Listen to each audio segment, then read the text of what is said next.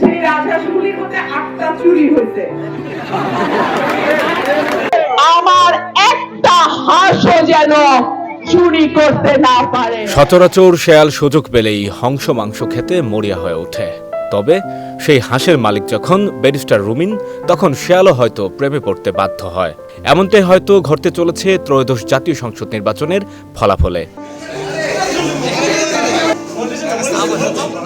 দলীয় মনোনয়ন না পেয়ে স্বতন্ত্র প্রার্থী হিসেবে ব্রাহ্মণবাড়িয়া ২, সরাইল, আশুগঞ্জ, বিজয়নগর আংশিক আসন থেকে এবারের নির্বাচনে অংশগ্রহণ করেন রুমিন ফারহানা।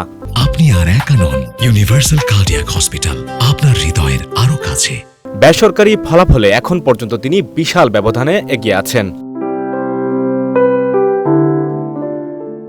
৪৫টি কেন্দ্রে রুমিন ফারহানা ভোট পেয়েছেন ৩৮,৮৩২টি। তার নিকটতম প্রতিদ্বন্দ্বী বিএনপি জোটের প্রার্থী জমিয়তে উলামায়ে ইসলাম বাংলাদেশের কেন্দ্রীয় কমিটির সহসভাপতি মাওলানা জুনায়েদ আল হাবিব পেয়েছেন ২১,৭৪১ ভোট। ধারণা করা হচ্ছে শেষ ফলাফলে হয়তো রুমিন ফারহানাই বিজয়ী হতে চলেছেন।